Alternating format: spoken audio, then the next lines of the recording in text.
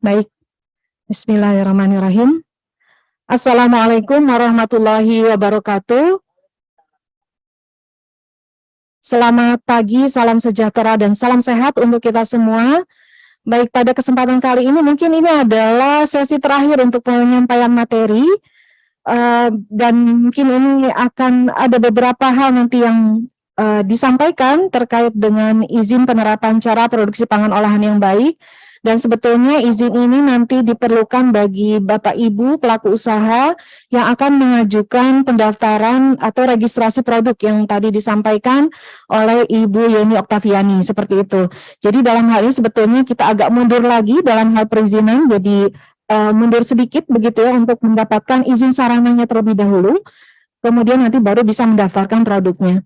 Nah, bagaimana tata caranya? Mari kita simak di dalam Peraturan Badan POM nomor 22 tahun 2021. Lanjut.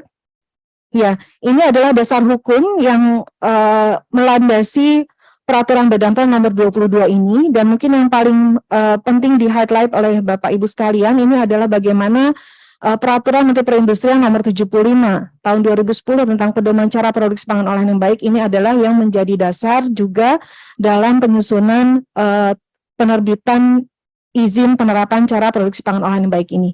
Ya, kemudian yang menjadi hal yang penting juga adalah bahwa peraturan ini sudah berkaitan langsung dengan Peraturan Pemerintah nomor 5 tahun 2021 tentang penyelenggaraan perizinan berusaha berbasis risiko. Sehingga dalam hal ini, dalam penerbitan izin penerapan CPPOB ini sudah sesuai dengan saat ini sudah terintegrasi dengan OSS ya, dengan risk-based approach, sehingga dalam prosesnya juga login ataupun masuknya itu melalui satu pintu ya di online single submission seperti itu. Baik, lanjutkan. Nah, di dalam Peraturan nomor 10 tahun 2021 terdapat 24 jenis perizinan berusaha sektor pangan dan olahan, termasuk adalah 2 izin yang diterbitkan berkaitan dengan sarana produksi pangan olahan, yaitu adalah izin penerapan cara produksi pangan olahan yang baik, dan yang kedua adalah izin penerapan program manajemen risiko sarana produksi pangan olahan, di mana untuk yang nomor 2 ini adalah dikhususkan untuk sarana produksi yang memproduksi pangan risiko tinggi, yang sudah ditetapkan ketentuannya seperti itu, dan juga untuk produk-produk yang memang secara voluntary menerapkan program manajemen risiko seperti itu. Jadi nanti kita akan lihat, kita hari ini khususnya hanya ke CPPOB saja, tapi nanti kalau memang ada yang berkaitan dengan program manajemen risiko, mungkin nanti bisa pada saat diskusi jika diperlukan, karena memang ada peraturan tersendiri lagi untuk pembahasan program manajemen risiko. Selanjutnya, baik, seperti yang sudah disampaikan bahwa kewajiban izin penerapan CPPOB ini diwajibkan kepada setiap orang yang memproduksi pangan olahan yang diedarkan seperti itu. Jadi memang sebelum mendapatkan izin peredaran produk yaitu berupa MD, maka harus mendapatkan dulu izin penerapan CPPOB ini seperti itu. Dan dalam hal ini bahwa produsen dalam melakukan kegiatan produksi ini harus memenuhi persyaratan keamanan pangan ya. Tadi bisa dilakukan dengan pemenuhan CPPOB maupun program manajemen risiko. Nah, untuk selanjutnya ketika perusahaan ini melakukan izin penerapan CPPOB, maka setelah diterbitkan izinnya, maka dia bisa mendaftarkan produknya.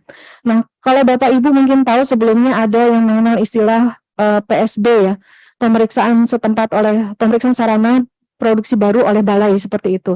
Nah, ini izin CPPOB ini sebetulnya merupakan transformasi ya dari PSB yang dulu dikeluarkan oleh UPT Badan POM, sekarang ini setelah terintegrasi dengan OSS, maka menjadi namanya adalah izin penerapan CPPOB, yang kalaupun di dalam sistemnya nanti akan terbagi menjadi 2, izin penerapan CPPOB untuk pendaftaran, dalam hal ini berkaitan dengan registrasi produk di Badan POM, dan yang kedua berkaitan dengan ekspor ya.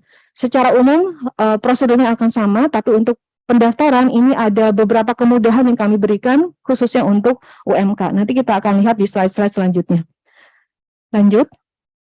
Ya, Izin penerapan CPPUB ini merupakan dokumen sah yang menjadi bukti bahwa sarana produksi pangan olahan itu telah memenuhi ya standar cara produksi pangan olahan yang baik. Di mana izin CPPUB ini diterbitkan sesuai dengan lokasi dan atau proses produksi pangan olahan. Jadi apabila Bapak Ibu memiliki beberapa lokasi sarana produksi, maka izin ini diterbitkan untuk masing-masing lokasi. Jika pada lokasi yang sama juga terdapat beberapa proses yang berbeda dalam proses produksinya, misalkan ada lini biskuit, lini susu formula, gitu ya, lini susu minuman susu, misalnya seperti itu ya. Kemudian ada lagi proses untuk permen. Maka dalam hal ini, karena memang lini prosesnya ini berbeda-beda, tahapan proses produksinya juga berbeda-beda, maka walaupun di satu lokasi, maka izin penerapan CPPUB ini diajukan sesuai dengan jenis produk ataupun proses produksi yang ada di sarana produksi Bapak Ibu. Izin ini berlaku selama 5 tahun sepanjang tidak ada perubahan terhadap katakanlah lokasi, proses produksi, ataupun dalam hal ini sepanjang perusahaan, pelaku usaha bisa memenuhi persyaratan CPPUB. Lanjut. Nah, di dalam Peraturan 22 tahun 2021 ini secara umum terbagi menjadi 3, bagaimana pendaftaran akun, kemudian bagaimana pengajuan permohonan penerbitan izin penerapan CPPUB, dan proses penilaian. Dalam hal ini adalah evaluasi dokumen dan juga audit yang dilakukan oleh Badan POM. Lanjut. Ya, kalau Bapak Ibu ingin melihat secara detail, di sini sudah ada barcode ya, seperti itu, QR code yang bisa Bapak Ibu scan, atau dengan mencoba mengetikkan bit.ly/petunjuk strip ESAT di browser Bapak Ibu, maka di dalam link tersebut Bapak Ibu akan mendapatkan buku panduan penggunaan aplikasi dan juga detail dari tahapan-tahapan bagaimana mengajukan akun, mengajukan permohonan, dan juga melakukan migrasi. Misalnya tadi ada yang belum bisa melakukan migrasi OSS-nya dari yang belum RDA menjadi RDA, itu juga ada. Kemudian contoh-contoh dokumen itu juga ada. Bagaimana pengisian formulir pengenalan mandiri itu juga ada. Jadi dalam hal ini Bapak Ibu bisa men-scan QR code ini dan kemudian melihat beberapa file ataupun dokumen yang bisa Bapak Ibu pelajari untuk pengajuan izin penerapan CPPUB ini ya. Dalam hal ini aplikasi sertifikasi Badan POM ini sudah terintegrasi sekali lagi dengan OSS, sehingga untuk pertama kalinya Bapak Ibu harus mengajukan PD Unku terlebih dahulu melalui OSS, kemudian dilanjutkan dengan sertifikasi. Setelah setelah mendapatkan PD Unkunya, maka Bapak Ibu sebetulnya ketika melakukan katakanlah pemantauan sudah sampai tahapan mana prosesnya atau ada dokumen yang harus diupload dan lain-lain, maka itu bisa langsung melalui sertifikasi.pom.go.id. Tapi kalau untuk gerbang pertama dan kemudian nanti terakhir Bapak Ibu melakukan download sertifikat izin CPPUB-nya, itu ada di Bapak Ibu harus login dulu ke oss.go.id. Jadi seperti itu. Lanjut. Nah, secara umum pembagian alur proses sertifikasi ini kita bagi 3. Jadi di dalam sistem itu akan terbagi menjadi 3 kriteria. Yang pertama adalah alur untuk UMK pangan yang memproduksi pangan risiko rendah. Kemudian yang kedua adalah alur untuk produsen UMK pangan risiko sedang. Sedangkan yang ketiga itu adalah alur untuk produsen menengah dan besar untuk semua risiko pangan, ya, baik risiko rendah maupun risiko sedang, seperti itu. Nah, ini ada salah satu catatan di sini bahwa untuk dikecualikan dalam hal ini adalah pangan olahan wajib fortifikasi, yaitu dalam hal ini baru ada 3, tepung terigu, minyak goreng sawit, dan garam konsumsi beriodium. Ini dikategorikan sebagai pangan olahan risiko sedang. Kalau melihat karakteristik produknya, sebetulnya kategorinya risiko rendah, tapi karena ada kewajiban fortifikasi, maka ketiga jenis produk tersebut dimasukkan ke dalam kategori risiko sedang, sehingga nanti Bapak Ibu yang UMK yang memproduksi 3 komoditas tersebut menempuh alur yang produsen UMK dengan pangan risiko sedang, seperti itu. Nanti ada perbedaan sedikit antara yang risiko rendah dan risiko sedang. Selanjutnya, nah ini kita lihat dulu secara umum ini adalah alur untuk produsen UMK pangan yang berisiko rendah, memproduksi pangan risiko rendah. Jadi dalam hal ini secara sederhana bahwa untuk UMK pangresiko rendah ini, penerbitan izin penguatan CPPOB akan dilakukan terlebih dahulu sebelum dilakukannya pemeriksaan sarana atau audit oleh UPT Badan POM. Jadi setelah Bapak Ibu memiliki akun di OSS dan juga akun e-sertifikasi, kemudian melengkapi permohonan pengajuan dengan mengupload dokumen-dokumen yang dipersyaratkan, serta surat pemenuhan komitmen penerapan CPPOB, maka kemudian UPT Badan POM sesuai dengan di mana lokasi Bapak Ibu, pabrik sarana Bapak Ibu itu berada, akan melakukan evaluasi terhadap dokumen yang ada. Seperti itu. Nah, karena saat ini untuk UMK pembayaran PNBP-nya adalah RP0, ya, jadi tidak ada biaya yang dikeluarkan oleh Bapak Ibu UMK untuk mengajukan izin penerapan CPPOB, seperti itu. Nah, setelah dinyatakan dokumen-dokumen yang ada itu memenuhi persyaratan lengkap seperti itu, maka akan diterbitkan izinnya, di mana ini izinnya bisa di-download langsung di OSS RBA, ya, di OSS, jadi di akun OSS-nya, bukan dari akun e-sertifikasi seperti itu. Nah, kemudian kapan dilakukan audit sarana oleh UPT Badan POM? Ya, dalam hal ini pemeriksaan sarana akan dilakukan paling lambat 12 bulan setelah tadi diterbitkan izin CPPOB. Jadi dalam hal ini nanti pelaku usaha bisa mengajukan kapan siap untuk dilakukan audit sarana oleh UPT Badan POM gitu ya, seperti itu. Kalau misalkan lokasinya di daerah Bekasi, misalnya seperti itu, maka yang akan mengaudit adalah Balai Besar POM di Bandung, seperti itu. Nanti ketika hasil pemeriksaan itu ada perbaikan yang harus dilakukan, maka Bapak Ibu harus melakukan perbaikan tersebut dan sebisa mungkin bahwa perbaikan itu dilakukan sesegera mungkin ya dari sejak dikeluarkannya surat tindak lanjut atau permintaan perbaikan dari UPT Badan POM, seperti itu. Kemudian yang kedua, ini adalah selanjutnya alur penerbitan untuk UMK pangan dan produksi pangan olahan beresiko sedang.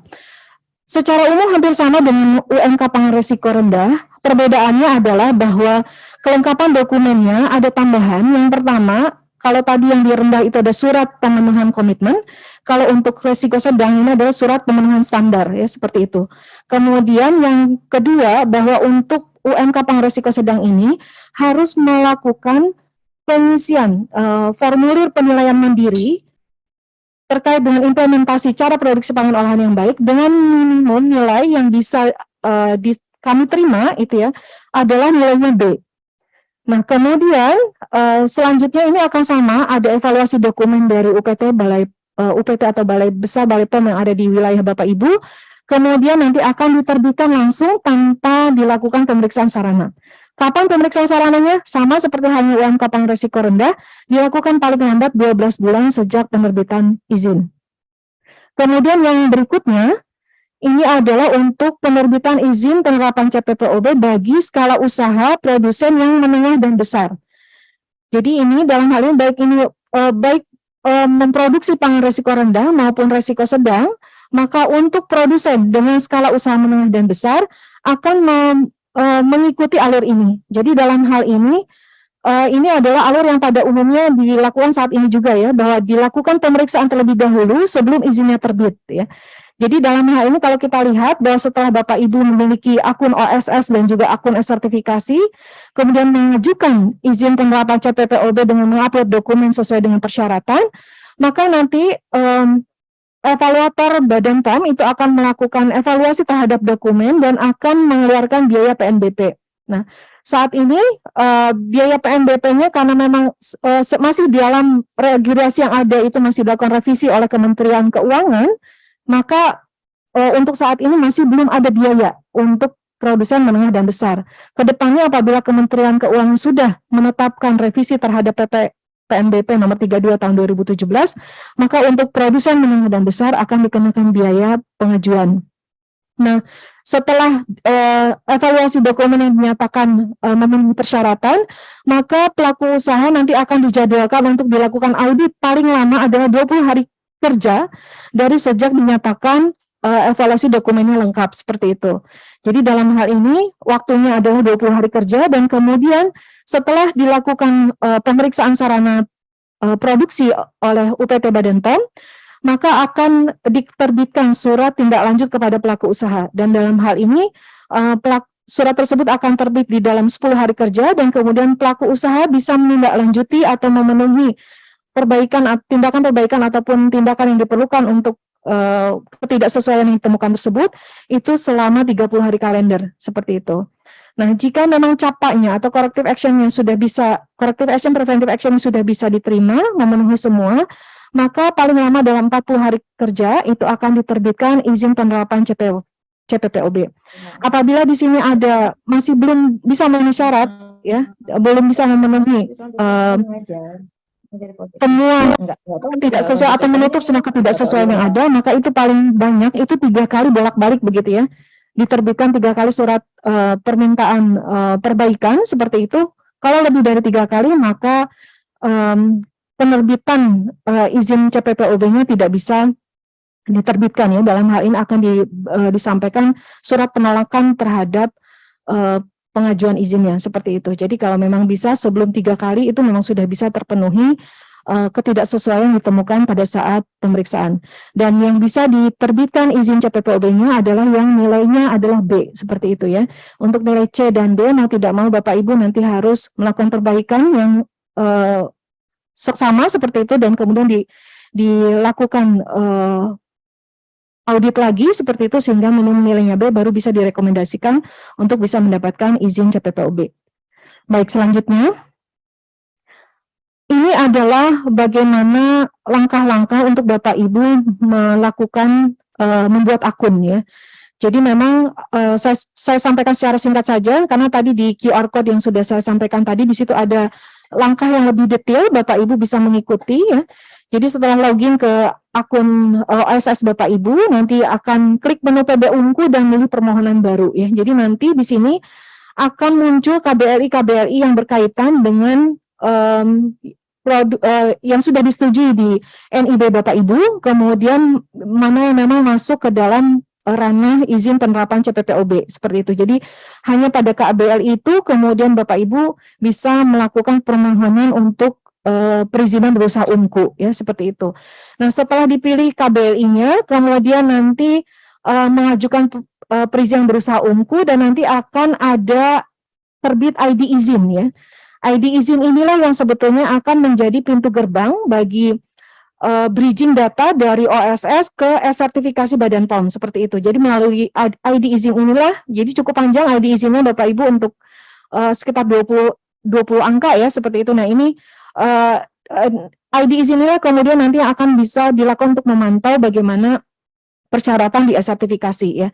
Nah, tapi bisa juga nanti melalui akun langsung masuk ke sertifikasinya jika sudah terdaftar akunnya di sertifikasi begitu, langsung bisa menggunakan password dan juga login-nya untuk bisa memantau proses di dalam sertifikasinya seperti itu. Jadi nanti setelah PB Unku-nya ada, ID izinnya terbit, diklik ID izin, maka sistem OSS akan mengarahkan aplikasi ke sertifikasi .pom.go.id. Nanti pada saat itu nanti akan ada pilihan, tampilan ada 2, ada sertifikat, kemudian ada CPPOB pendaftaran, dan ada SMKPO. Jadi kalau di tangan itu ada 3 yang sudah untuk sertifikasi ini, dan nanti Bapak Ibu untuk yang melakukan pendaftaran bisa memilih menu CPPOB untuk pendaftaran, sedangkan yang ditujukan untuk kebutuhan ekspor memilih sertifikat, seperti itu. Baik, selanjutnya, setelah Bapak Ibu memiliki akun sertifikasi, begitu ya. Baik, lanjut. Ya, nah ini kalau yang Bapak Ibu nanti setelah dari OSS itu belum memiliki akun sertifikasi, maka tampilannya akan seperti ini. Jadi akan diminta melakukan pengisian data, lengkapi seluruh data perusahaan ya, data industrinya, data penanggung jawab, data aset dan skala industri. Kemudian checklist pernyataan bahwa disclaimer yang tadi di atas nomor 2 itu dicentang ya, bahwa memang Bapak Ibu bertanggung jawab terhadap kebenaran dokumen yang pengisian inputan data yang ada, kemudian masukkan kode verifikasi dan tekan tombol daftar sekarang. Maka data-data tersebut akan terkirim ke kami di Direktorat Pengawasan Produksi Pangan Olahan dan akan dilakukan evaluasi dengan timeline 3 hari kerja seperti itu. Dan nanti untuk informasi user ID dan password ini akan dikirimkan melalui email penanggung jawab yang sudah diisikan pada data di pembuatan akun sertifikasi. Selanjutnya, nah, kemudian Bapak Ibu nanti akan diminta melengkapi profil industri seperti ini. Jadi nanti setelah Bapak Ibu mendapatkan login dan username dan juga password, Bapak Ibu diminta untuk melengkapi profil industri, mulai dari data industrinya, penanggung jawabnya, daftar sarana, bentuk sediaan. Bentuk sediaan ini adalah jenis pangan yang akan Bapak Ibu daftarkan, ya.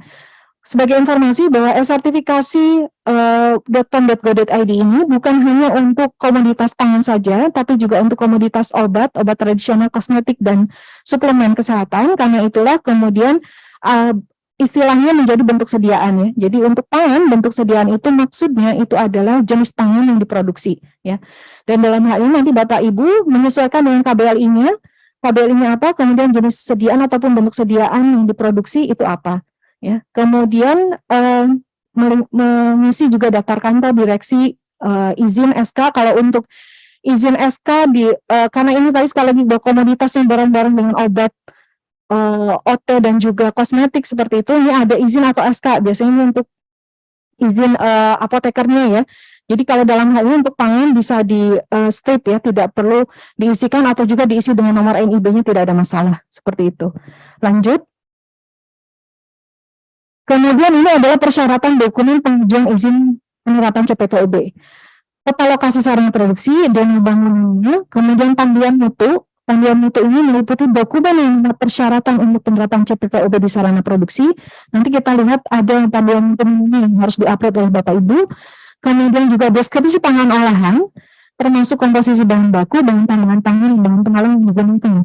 Dalam hal ini kami tidak memerlukan seperti yang di daftar registrasi, ya, untuk pengujian produk sampai detail persentase seperti itu, tapi dalam hal ini silakan Bapak Ibu menyusun dari yang terbesar ke yang terkecil seperti itu, dan juga menyebutkan seluruh bahan baku dan tambahan pangan yang digunakan, ya. Kalau mungkin di registrasi mungkin bahan pengolahnya tidak sampai disebutkan mungkin, ya, karena itu kaitannya misalkan dengan proses, tapi kalau dalam hal ini hanya ada di proses, maka deskripsi pangan olahan ini disebutkan juga bahan penolongnya seperti apa, seperti itu, ya. Kemudian yang kelima adalah ada proses produksi beserta penjelasannya.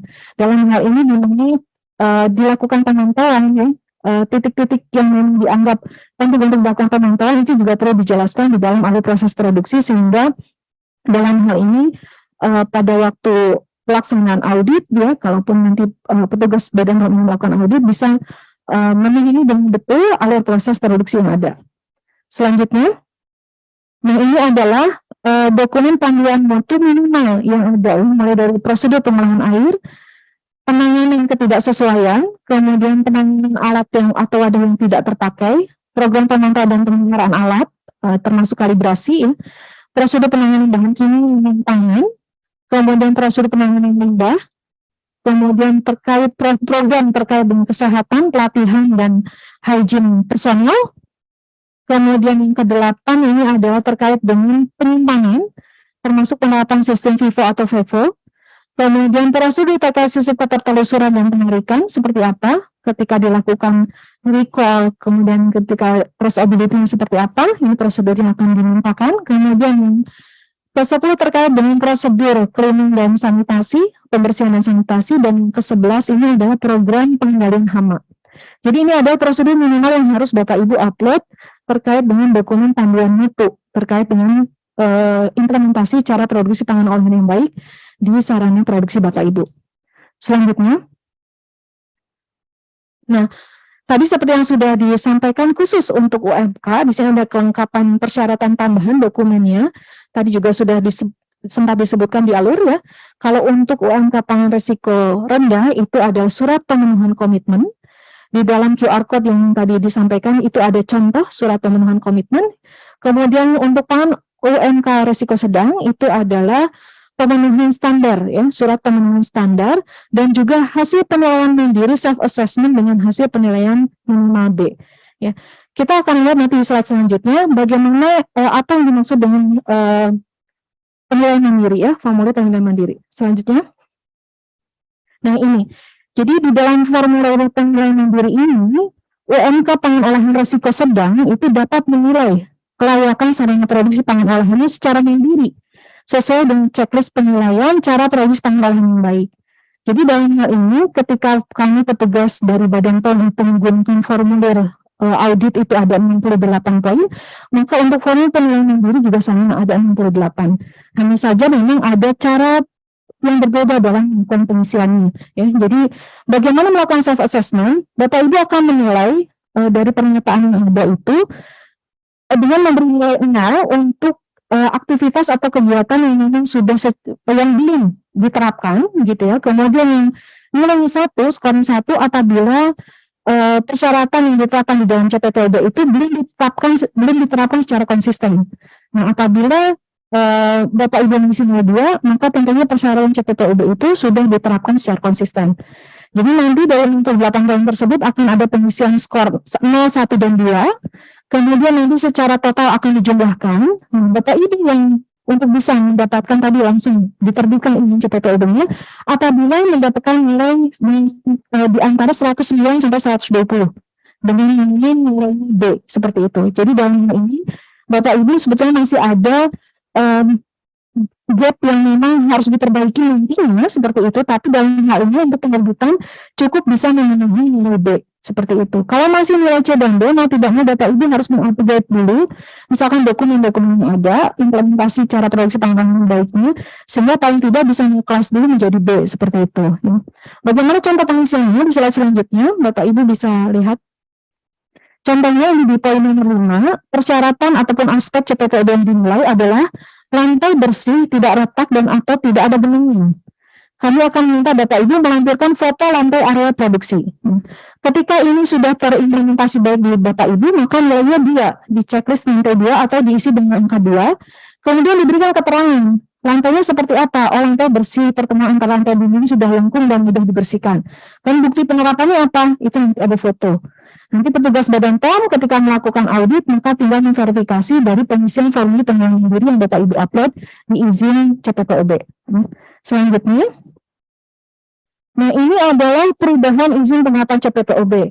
Ada dua kategori besar, yaitu perubahan yang penilaian dilakukan melalui verifikasi dokumen saja, yaitu tadi perubahan pemegang izin tanpa perubahan kepemilikan, atau perubahan alamat tanpa perubahan lokasi. Ya. Misalkan kami dari Pemda ada perubahan nama jalan, itu bisa termasuk penilaian dilakukan melalui verifikasi dokumen saja, tanpa dilakukan proses secara lengkap lagi. Tapi kalau misalkan tadi penilaian dilakukan secara lengkap apabila perubahan itu berkaitan dengan perubahan proses produksi, pengembangan fasilitas baru, ya, dalam hal ini misalkan lini produksi yang bertambah, lini produksi yang juga berbeda, begitu dari yang sudah disetujui sebelumnya, kemudian perubahan dan bangunan atau layout, ya, dalam hal misalnya ada perluasan, gitu ya, perluasan ataupun perubahan-perubahan yang dilakukan di renovasi dilakukan terkait dengan layoutnya, maka itu juga dilakukan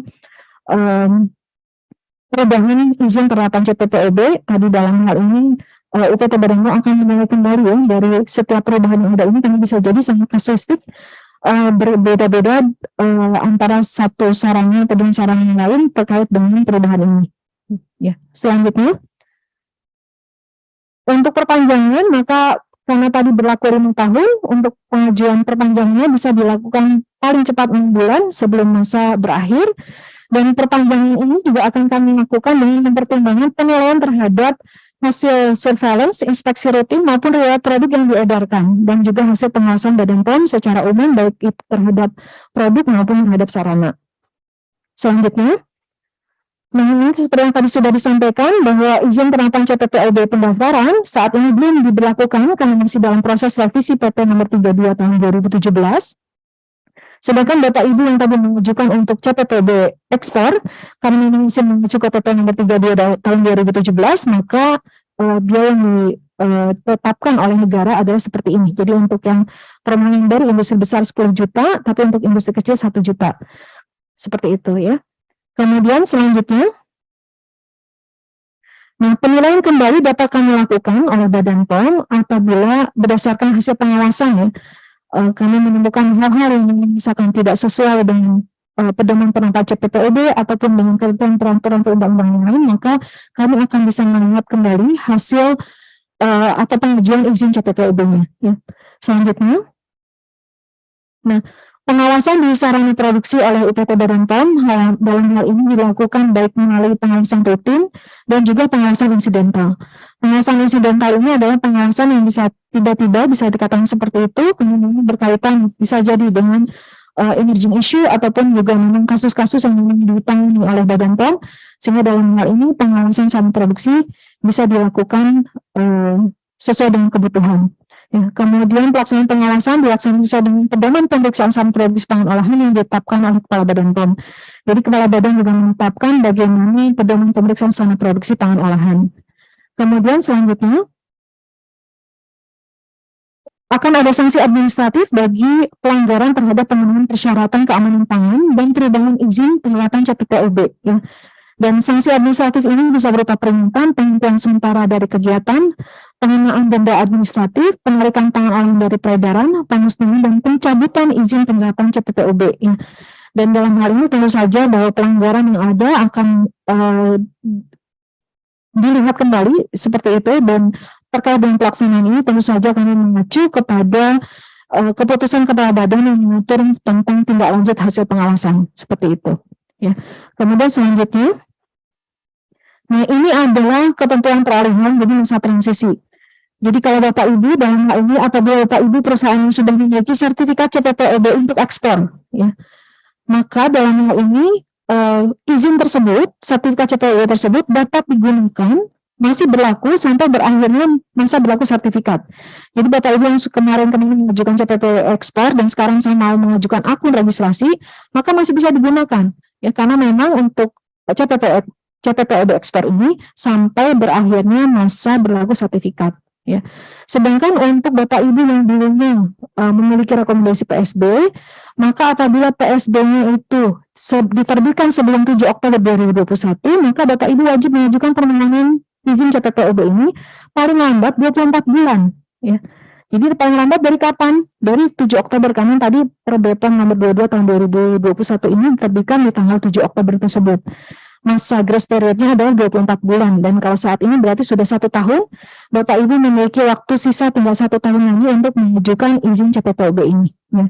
Nah, tapi apabila kemudian setelah 7 Oktober 2021 ini Bapak Ibu memiliki hasil pemeriksaan sarana oleh balai yang diterbitkan bulan Oktober atau November 2021 dengan nilainya B, ya.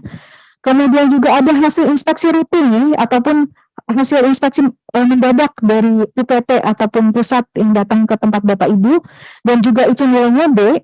Nah, ini hasil ini masih bisa digunakan nanti untuk bisa pengajuan izin CPTUB ataupun sebetulnya bisa digunakan pada waktu pembuatan akun registrasi di RPO, Direktorat Registrasi Pangan Olahan seperti itu.